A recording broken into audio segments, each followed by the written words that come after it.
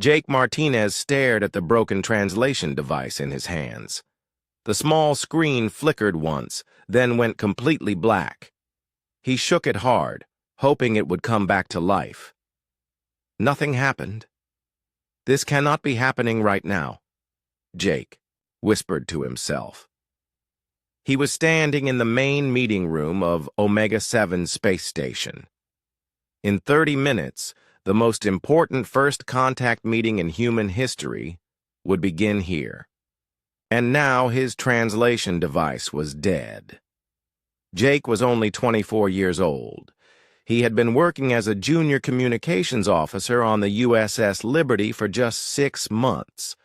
He was supposed to be helping with small tasks, not handling major diplomatic events. But yesterday, the main translator got sick with space flu. The backup translator broke his leg in an accident. That left only Jake. Ambassador Lisa Thompson walked into the room. She was a tall woman with gray hair and sharp eyes. She had been doing diplomatic work for 20 years. Nothing usually made her nervous, but today was different. "Jake, are you ready?" she asked. "The Zephyrian delegation will be here soon."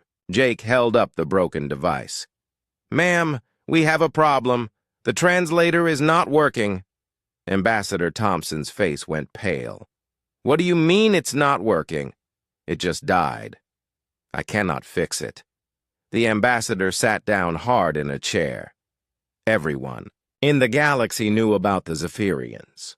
They were the most dangerous warrior race in known space. They had sharp claws that could cut through metal. Their teeth could bite through bone. They were 7 feet tall and built like killing machines. But the scariest thing about Zephyrians was their temper. They killed anyone who disrespected them. There were stories of Zephyrian warriors destroying entire ships because someone looked at them wrong. The most feared of all Zephyrians was War Prime Kessara Vorthak. She was coming to this meeting. "Can you translate without the device?" Ambassador Thompson asked. Jake had studied Zephyrian language in school. He was not very good at it, but he knew some basic words. "I can try, but I might make mistakes. We don't have a choice. The trade agreement is too important.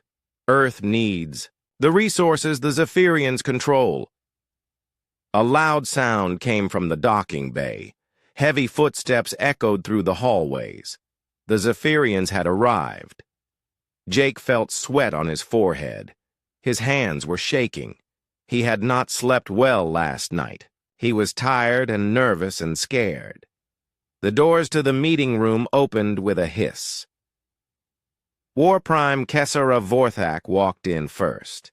She was even more terrifying in person than in the videos Jake had seen. She stood 7.5 feet tall. Her skin was covered in black scales that looked like armor. Her eyes were bright gold and seemed to glow in the light. Her claws were as long as knives.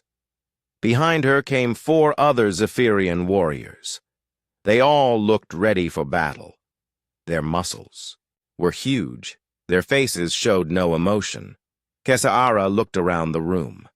Her golden eyes stopped on Jake. She stared at him for a long moment. Jake tried not to move. He had heard that sudden movements could trigger a Zephyrian attack response. Ambassador Thompson stood up. She smiled and held out her hands in the universal gesture of peace. "Welcome to Omega-7 Station. We are honored by your presence here today." She looked at Jake and nodded. It was his turn to translate. Jake's mind went blank.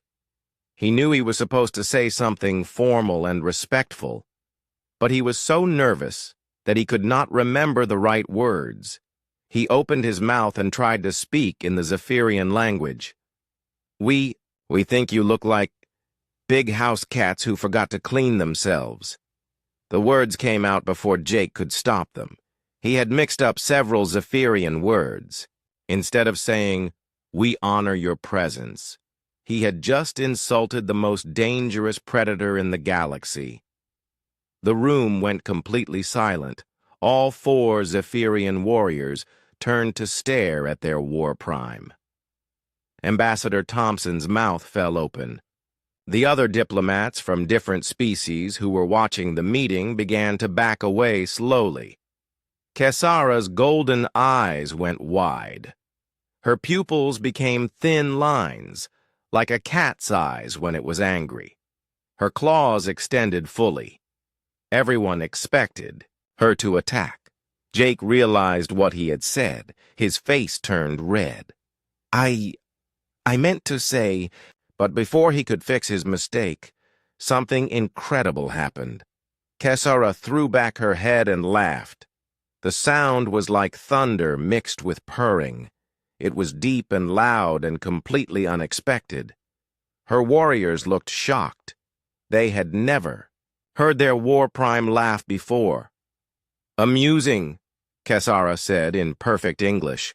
Her voice was deep and smooth. Very amusing indeed. She walked closer to Jake. Each step made the floor vibrate. Jake wanted to run, but his legs would not move. "You are a bold little prey creature," Kesara said. She was now standing right in front of him. "I have killed others for much smaller insults. But you make me laugh. This is rare." Ambassador Thompson tried to step forward. "War Prime, please accept our apologies. Our translator made an error." Kesara held up one clawed hand. "No apologies needed. This small human speaks truth. We do look like large cats. It is not an insult if it is accurate." She looked down at Jake again. "You will continue to translate for this meeting. I wish to hear more of your bold words." Jake's mouth was dry. "But War Prime, I might make more mistakes." "Good," Kesara said. Her lips pulled back in what might have been a smile. It showed all of her sharp teeth. "Mistakes are interesting. Perfect translations are boring." Ambassador Thompson looked like she might faint. The other diplomats whispered among themselves. No one could believe what was happening. War Prime Kesara Vorthok, the most feared warrior in the galaxy, was enjoying being insulted by a nervous human translator. Jake realized that his day had just become much more complicated than he had expected. But there was no way out now. He would have to keep translating and hope he did not accidentally start a war. The meeting was about to begin, and Jake had no idea what other mistakes he might make.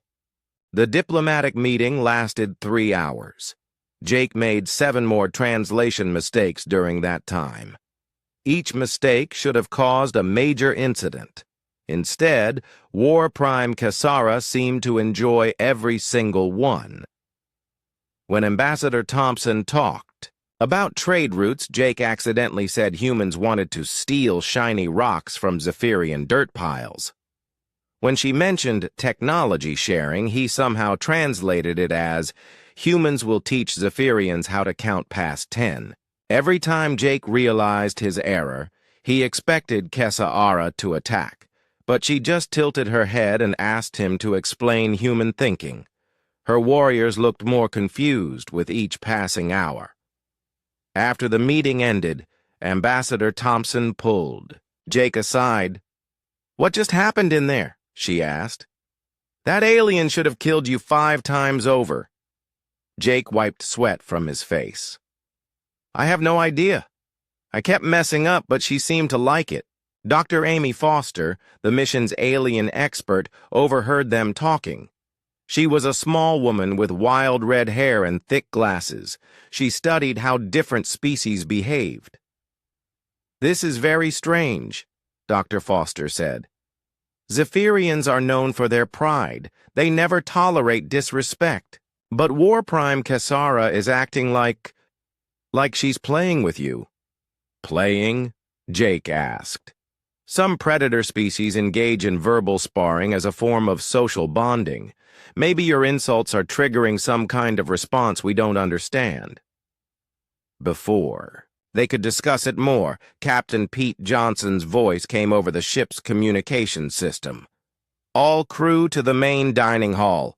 We're hosting a formal dinner for our Zephyrian guests. Jake groaned. More chances to accidentally insult them. Maybe you should let someone else handle the translating, Ambassador Thompson suggested. But when they arrived at the dining hall, Kesara was already there. She was sitting at the head table, looking around the room with interest. When she saw Jake, her golden eyes lit up. "Small translator human," she called out. "Come sit near me. I wish to learn more about your species." Jake had no choice but to walk over to her table. Kesara was so tall that even sitting down, she was at eye level with him standing up. Her claws clicked against the table as she moved. Dinner began with traditional human foods. There was roasted chicken, mashed potatoes, green beans, and apple pie. The ship's cook had tried to make everything look fancy. Kesara picked up a piece of chicken with her claws and sniffed it. "What is this?" Jake tried to explain. "It's chicken. It's a bird from Earth. We cook it and eat it." But somehow his tired brain mixed up the Zephyrian words again. Instead of saying "it's simply prepared," he said, "it's only fit for creatures who hunt garbage." The other diplomats at nearby tables stopped eating. They waited for Kesara's reaction. Kesara took a bite of the chicken. She chewed it slowly, thinking. Then she swallowed and looked at Jake. "You speak truth again, small human. This food is bland and weak, but it fills the stomach. Garbage hunters would find it acceptable." She seemed pleased by his honesty. "Tell me, what do humans eat when they wish to show strength?" Jake was confused. Maybe steak? Or spicy food?" "Spicy food," Kesara repeated. "Food that causes pain?" "Well, not real pain. Just a burning feeling in the mouth. Some humans like it." Kesara's eyes grew wide. "Your species eats pain for pleasure? This is impressive." Dr. Foster, who was sitting nearby, leaned over to whisper to Jake. "She's studying you. Zephyrians have complex social rules. I think she's trying to figure out where you fit in their hierarchy." "What does that mean?" Jake whispered back. "I'm not sure yet. But be careful. Predator species often test potential pack members through challenges." As if she had heard them, Kesara suddenly stood up. The entire dining hall went quiet. "I wish to learn about human culture," she announced. "Small translator human, show me your people's war songs." Jake nearly choked on his water. War songs?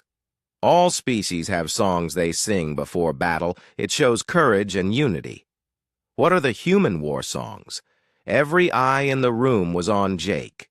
He had no idea what to do. Humans didn't really have war songs. At least not the kind Kesara was probably thinking of. "Well," Jake said slowly, "we have, music. But it's not really for war."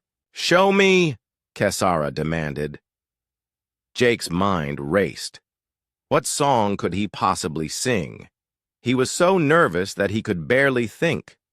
Finally, in desperation, he started humming the first song that came to his head. It was a pop song he had heard on the radio back on Earth. "Can't stop the feeling.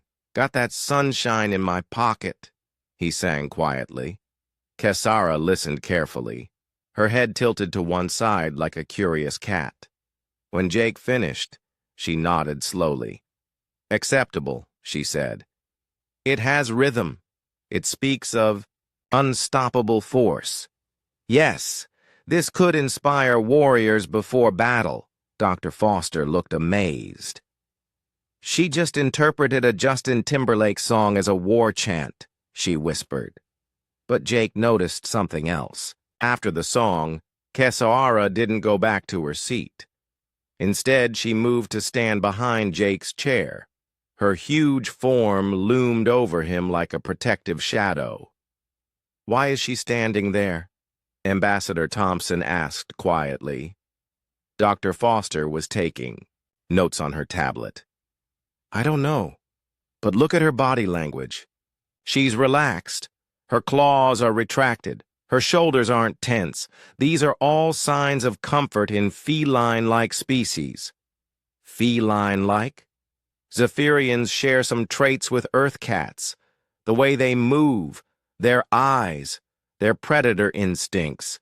And right now, Kesara is acting like a cat that has found something interesting. The dinner continued, but Kesara remained standing behind Jake.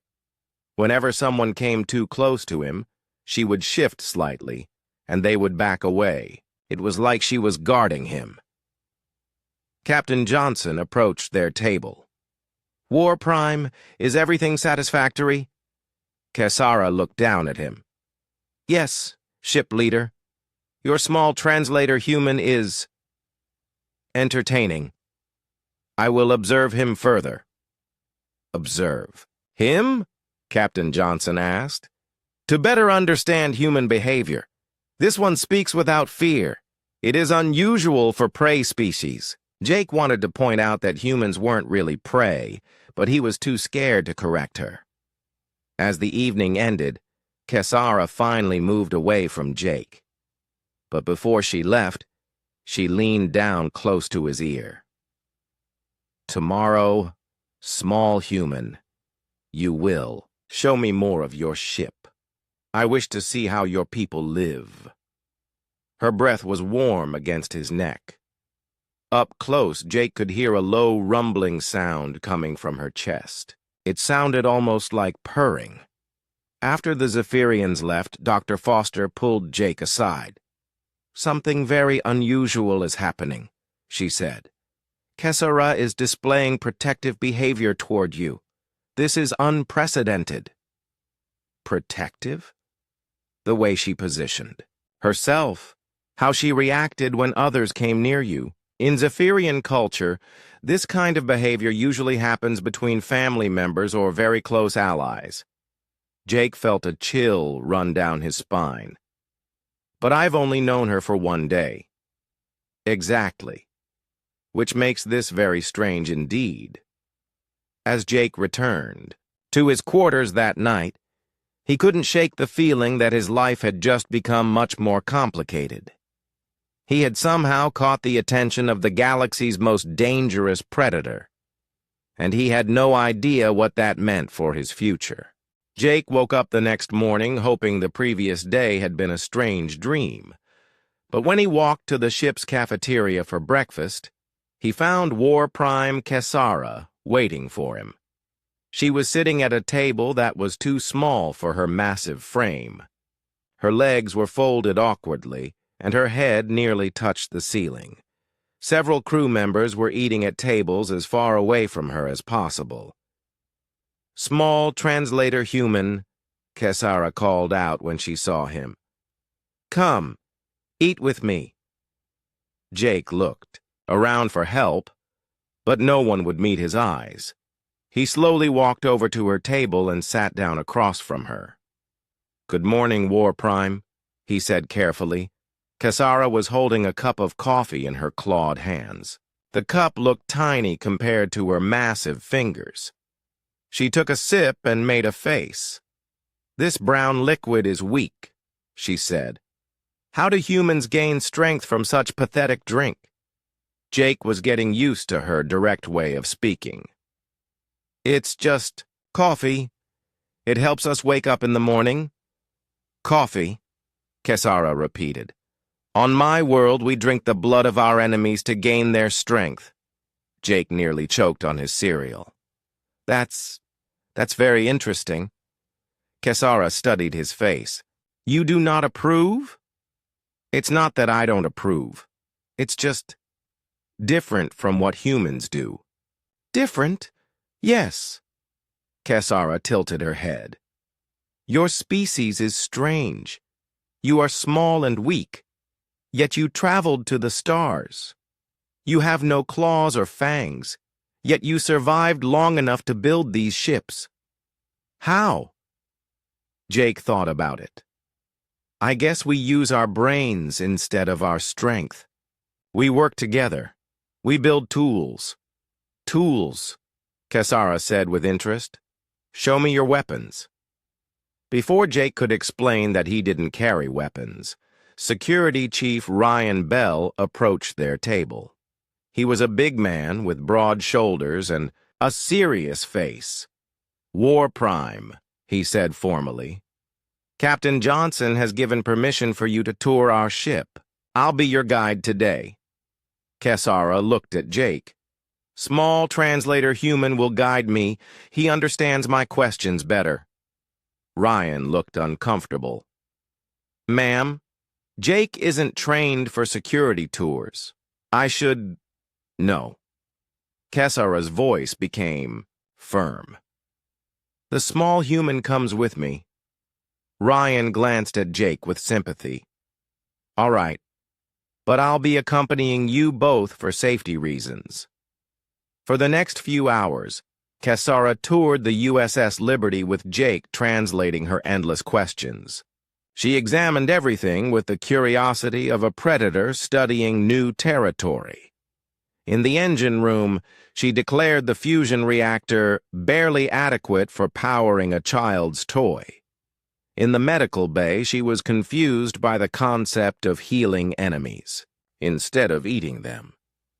In the weapons room, she picked up a plasma rifle and examined it like it was a broken stick. This weapon is laughably inefficient, she told Jake.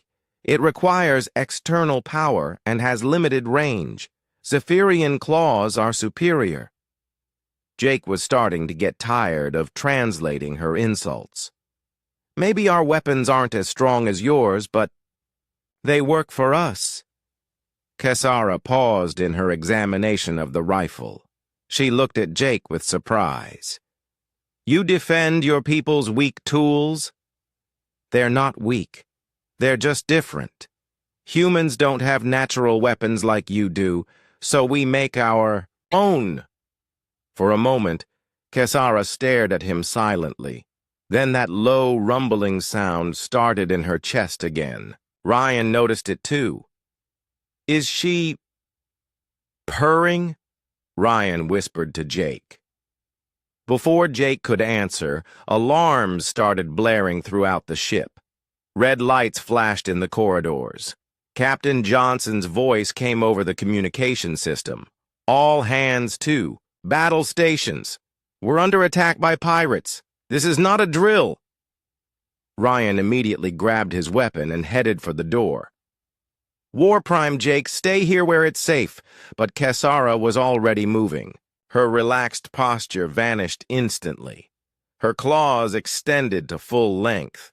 Her golden eyes became focused and deadly. Pirates, she said with satisfaction.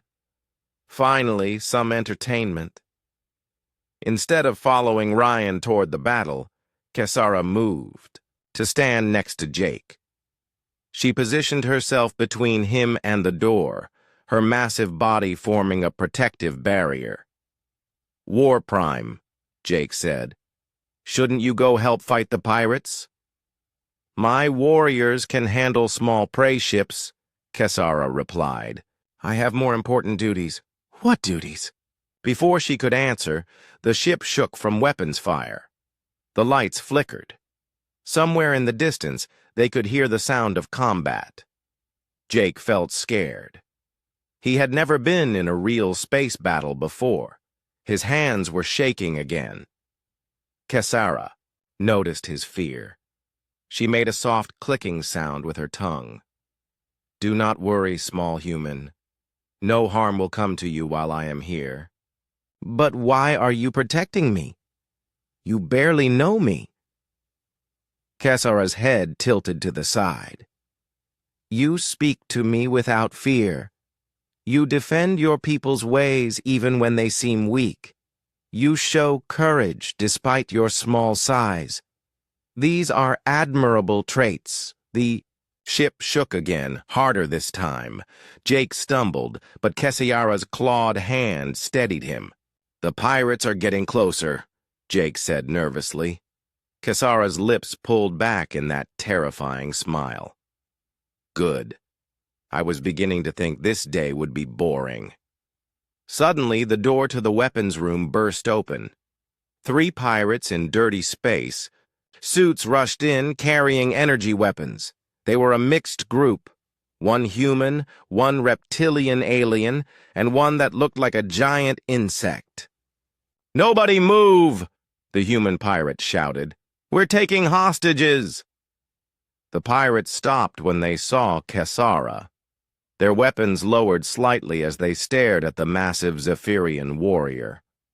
"Holy stars," the reptilian pirate whispered. "Is that a war prime?" Jake watched in amazement as Kesara's entire demeanor changed. She went from protective guardian to deadly hunter in the space of a heartbeat. Her muscles tensed. Her claws gleamed in the light. Her golden eyes locked onto the pirates like a cat watching mice. "You dare threaten my—" Kesara paused, as if searching for the right word. "My chosen small human?" The pirates raised their weapons, but they were already too late. Kesara moved faster than Jake thought possible. She crossed the room in 2 huge strides.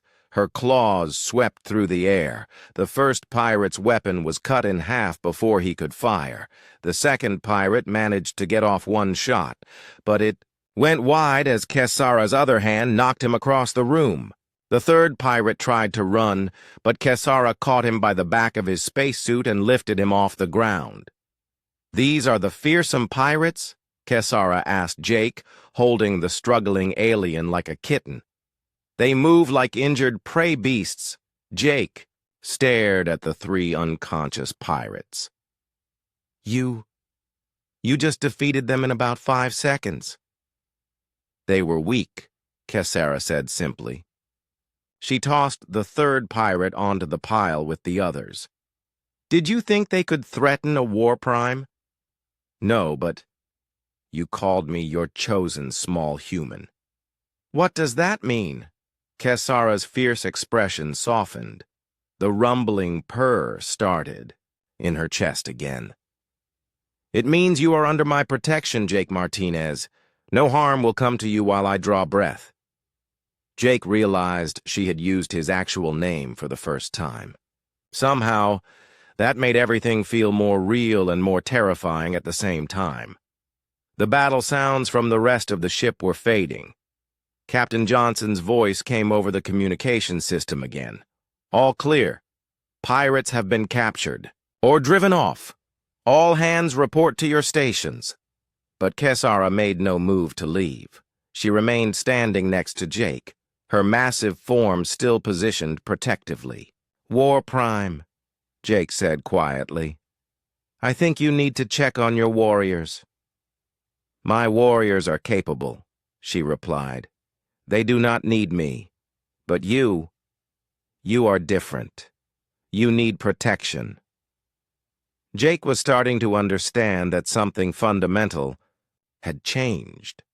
Somehow, without meaning to, he had become important to the most dangerous predator in the galaxy, and he had no idea what that was going to mean for the rest of his life. Dr. Foster found Jake in the ship's library 3 days later. He was sitting at a computer terminal, reading everything he could find about Zephyrian culture. Dark circles under his eyes showed he hadn't been sleeping well. Any luck understanding. "What's happening to you?" she asked, sitting down beside him. Jake rubbed his tired eyes. "I've been reading for hours. Did you know that Zephyrians have 47 different words for killing an enemy? But I can't find anything about why Kesara is acting so strange." Dr. Foster pulled up a file on her tablet. "Actually, I think I found something. It's buried deep in some very old research papers." She showed Jake a page filled with complex alien writing. "This is from an ancient Zephyrian text. It describes something called chosen bonding. What's that? It's extremely rare. Usually it happens between a parent Zephyrian and their offspring. The parent selects one particular child to be their special companion. That child gets extra protection, extra teaching, and extra attention. Jake felt his stomach drop. Are you saying Kesa'ara thinks I'm her child? Not exactly. The text mentions that in very unusual cases, a Zephyrian might form this bond with someone outside their family, even someone from a different species. But it's supposed to be almost impossible. So what triggers it? Dr. Foster read from her tablet. The bond forms when a Zephyrian encounters someone who displays unexpected courage combined with appealing vulnerability. The person has to be brave enough to interest the Zephyrian, but small enough to trigger their protective instincts. Jake thought about his first meeting with Kesa'ara. He had insulted her by accident, but he hadn't run away. Maybe that counted as unexpected courage. There's more, Dr. Foster continued. Once a chosen bond forms, it's considered permanent. The Zephyrian will protect their chosen companion with their life. They'll also try to stay close to them as much as possible. As if summoned by their conversation, the library door opened. Kesa'ara walked in, ducking her head to fit through the doorway. She had been appearing wherever Jake went for the past 3 days. Small human, she said, walking over to them. You smell of stress. Are you unwell? Jake had learned that Zephyrians had incredible senses of smell. Kesa'ara could tell his emotional state just by breathing near him. I'm fine, War Prime. Just reading. Kesa'ara looked at the computer screen showing Zephyrian text. Her golden eyes narrowed. You study my people's writings. Why? Jake exchanged glances with Dr. Foster. I'm trying to understand why you've been staying close to me. Because you are mine to protect, Kesa'ara said simply. But why me? Kesa'ara was quiet for a long moment. Then she sat down on the floor next to Jake's chair. Even sitting, she was still taller than him. When I was young, she began, my mother chose me from among her 7 offspring. She said I showed the best combination of fierceness and wisdom. From that day, I was her special companion. She taught me to hunt, to fight, to lead. When she died, I became War Prime. Jake listened carefully. Kesa'ara had never talked about her past before. For many years, I led my warriors alone. I defeated enemies. I conquered territories. But something was missing. I had no one to protect. No one to teach. No one to care for. Her claws clicked against the floor as she spoke. Then I met you, small Jake. You faced me without fear, even though I could kill you easily. You spoke truth even when it might anger me. You showed concern for your people's ways. In that moment, I knew you were meant to be my chosen companion. Dr. Foster was taking notes frantically. This was the first time anyone had recorded a Zephyrian talking about chosen bonding. But War Prime, Jake said carefully, humans don't usually have this kind of relationship. We're independent. We don't need constant protection. Kesa'ara's head tilted. You do not wish my protection? Jake saw hurt in her golden eyes. Despite her fearsome appearance, she was genuinely upset by the idea that he might reject her. It's not that I don't appreciate it, Jake said quickly. But maybe we could adjust how this works? I'm not a Zephyrian child. I'm a grown human adult. Before Kesa'ara could respond, Ambassador Thompson's voice came over the ship's communication system. All senior staff to the main conference room. We're ending the cultural exchange program and returning to Earth. Jake felt relief. Finally, he could go home and return to normal life. But Kesara stood up quickly. No, the exchange is not finished. War Prime, our governments have completed their negotiations. The trade agreement is signed. There's no reason to continue. Kesara's claws extended slightly. I have not finished learning about humans. I will remain with the small human to continue my studies. Dr. Foster looked alarmed. War Prime. That's not really how diplomatic exchanges work. You have your own duties. My warriors can handle my duties, Kesara said firmly. This is more important. Jake realized what was happening. You want to stay on our ship? Yes. Where you go, I go. This is the way of the chosen bond. An hour later, Jake found himself in the main conference room facing a very difficult conversation. Ambassador Thompson, Captain Johnson, Dr. Foster, and several other senior officers were trying to figure out what to do. We can't just keep a Zephyrian War Prime on our ship indefinitely, Captain Johnson said. But we also can't force her to leave, Ambassador Thompson replied. It could cause a diplomatic incident. Kesara sat in the corner of the room, looking completely comfortable with the situation. Jake sat next to her, feeling completely overwhelmed. War Prime, Ambassador Thompson said. Surely you understand that Jake has his own life to live. He can't be your constant companion. Why not? Kesara asked. Because that's not how humans work. We have jobs, families, friends. We need independence. Kesara looked at Jake. Do you have a mate waiting for you? Jake felt his face turn red. No. Do you have offspring to care for? No. Do you have important duties that only you can perform? Jake thought about his job as a junior communications officer. Not really. Kesara spread her hands. Then there is no obstacle. You will come with me to my ship. I will show you the galaxy. You will learn Zephyrian ways, and I will learn human ways. But what about my life on Earth? You will have a better life with me. I will protect you from all dangers. I will provide for your needs. You will never want for anything. Jake realized he was trapped.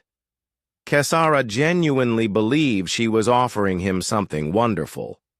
In Zephyrian culture, being chosen for protection was probably the highest honor possible.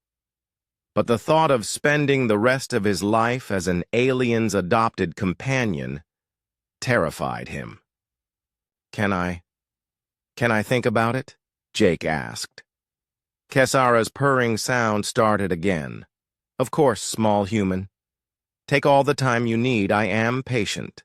She paused, then added, but I will not leave without you. As the meeting ended and everyone filed out of the room, Jake remained sitting next to Kesara. He had no idea how to solve this problem. He couldn't force her to leave, and he couldn't spend his life as an alien's pet. But when he looked at Kesara's expectant golden eyes, he realized she was genuinely happy for the first time since he'd met her. The fierce predator had found something precious to protect, and she wasn't going to give it up easily. Jake was beginning to understand that his life had changed forever, whether he wanted it to or not. 6 months later, Jake sat in the main conference room of Omega-7 Station during another important diplomatic meeting. The room was filled with representatives from 12 different alien species, all discussing a major trade agreement. But Jake wasn't paying attention to the negotiations. He was focused on the 7-foot-tall Zephyrian warrior who was currently curled up across his lap, taking an afternoon nap. War Prime Kesara Vorthak, the most feared predator in the galaxy, was sleeping on him like an enormous deadly cat. As you can see from the prophet reports, Ambassador Kate Brown was saying, This trade route has exceeded all expectations. Kate was the new head of human diplomatic missions. She had taken over when Ambassador Thompson requested a transfer to somewhere less complicated. Kate had learned to work around Jake's unusual situation. Cassiara shifted in her sleep, making a soft purring sound. Her clawed hand was resting on Jake's arm. Her massive head was tucked against his shoulder. To anyone watching, it looked like the galaxy's most dangerous warrior was completely tame. The Centauri delegate, a tall blue alien with 4 arms, leaned forward nervously. "Perhaps we should discuss the security arrangements for the new shipping lanes." "An excellent idea," Kate said. "Jake, could you ask War Prime Cassiara about Zephyrian patrol schedules?" Jake looked down at the sleeping alien on his lap. Over the past 6 months, he had learned her patterns. She always took a nap around this time of day, and she was impossible to wake up when she was comfortable. He gently scratched behind the horn-like ridges on her head. Cassiara's purring got louder, and her golden eyes slowly opened. "Time to wake up," Jake said softly. "They need to ask you about patrol schedules." Cassiara stretched like a giant cat, her claws extending and retracting. Several delegates moved back in their chairs, but Jake wasn't worried. He had learned that her claws only came out when she was relaxed and happy. "Patrol schedules," Cassiara said, sitting up but remaining close to Jake. "Zephyrian ships will guard all human trade routes. Any pirates will be destroyed immediately." The Centauri delegate made notes on his tablet. "And the cost for this protection service?" "No cost," Cassiara replied. "Humans are under Zephyrian protection now. We protect what belongs to us." Jake had stopped trying to correct her when she talked about humans belonging to Zephyrians. It was just how she thought about their relationship. Over the months, Jake had discovered that having Cassiara as his self-appointed guardian had unexpected benefits. His stress levels had dropped dramatically because no one dared give him difficult assignments anymore. His workload was lighter because other species were so impressed by his taming of a war prime that they wanted to make good impressions. Most importantly, the diplomatic missions had become incredibly successful. Pirates avoided human ships entirely. Hostile species requested peaceful negotiations instead of making threats. Trade agreements were signed faster than ever before, all because everyone believed Jake had somehow domesticated the most dangerous predator in known space. The meeting continued for another hour. Jake answered questions and translated when needed, while Cassiara provided details about Zephyrian military capabilities. She had become surprisingly good at diplomacy, though she still insisted on sitting as close to Jake as possible. When the meeting ended, the other delegates filed out quickly. Most alien species were still nervous around Cassiara, despite her obviously peaceful behavior. "Another successful negotiation," Kate said, gathering her papers. "The shipping companies are reporting record profits on routes under Zephyrian protection." Jake stood up and Cassiara immediately moved to walk beside him. She never let him get more than a few feet away from her. "Jake," Kate continued, "Earth Command wants me to ask you something. They're wondering if you'd be willing to stay in the Diplomatic Corps permanently. Your unique situation has made you incredibly valuable." Jake looked at Cassiara, who was listening with interest. "What do you think?" he asked her. "I think your people are wise to recognize your value," Cassiara replied. "You are excellent at preventing conflicts through superior verbal combat techniques."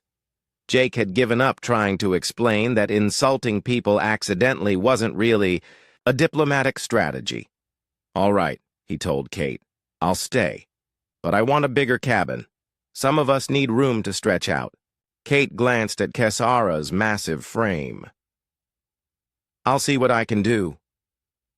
As they walked through the station corridors, Jake reflected on how much his life had changed. 6 months ago, he had been a nervous junior officer who was afraid of making mistakes. Now he was the galaxy's most successful diplomat, protected by the most powerful warrior in known space. Jake, Kesara said as they walked, I have been thinking. About what? Your people keep asking why I chose you, but I think they ask the wrong question. What should they ask? Kesara stopped walking and looked down at him with her golden eyes. They should ask why you chose me. Jake was confused.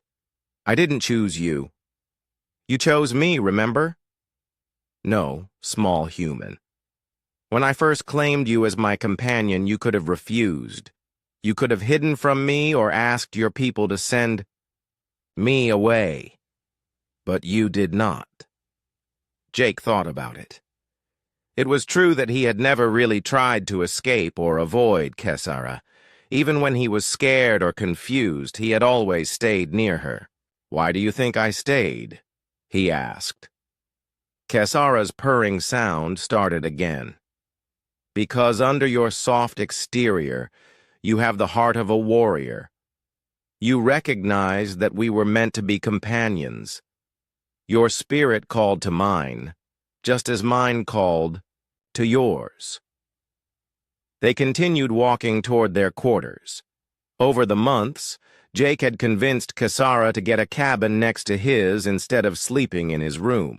It was a compromise that worked for both of them. Besides, Kesara added with amusement, where else would you find someone who appreciates your unique talent for insults? Jake laughed. He had learned that Kesara actually enjoyed his accidental rudeness. She found it refreshing compared to the formal politeness most people showed her. As they reached their quarters, Jake realized something important. He was happy. For the first time in his life, he felt like he had found his place in the universe. He was good at his job, he was respected by his colleagues, and he had a friend who would protect him from anything. The fact that his friend happened to be a 7-foot-tall alien death machine just made life more interesting. Kesara, he said, as they stopped at their doors. Yes, small human. Thank you for choosing me. Her golden eyes softened. Thank you for letting yourself be chosen. Later that evening, Jake was working at his desk when he heard a soft tapping at his door. He opened it to find Kesara standing in the hallway, looking unusually hesitant. Is everything all right? He asked. I had a disturbing dream, she said quietly. May I rest near you tonight? Your presence calms my spirit. Jake smiled and stepped aside to let her in. Of course. Kesara curled up on the floor next, to his bed, her massive form taking up most of the available space. Within minutes, her soft purring filled the room. As Jake fell asleep, he listened to the sound of Kesara's breathing. He thought about Dr. Foster's research notes, which now filled several databases. Humanity had gained not just an ally, but insight into one of the galaxy's most mysterious species, all because a nervous translator had accidentally insulted the wrong alien at the right time. In his final log entry that night, Jake wrote, Personal. Note. Sometimes the best things in life happen when you make the worst mistakes. The galaxy is a strange place, but it's a lot less scary when you have a friend watching your back. He paused, then added, even if that friend happens to think you're her pet human. Outside his quarters, the vast universe stretched in all directions, filled with wonders and dangers beyond imagination. But Jake Martinez former junior communications officer and current unofficial ambassador to the Zephyrian Empire, slept peacefully under the protection of the galaxy's most lethal predator. And, in the morning, they would wake up ready for whatever strange adventures the cosmos had in store for them next.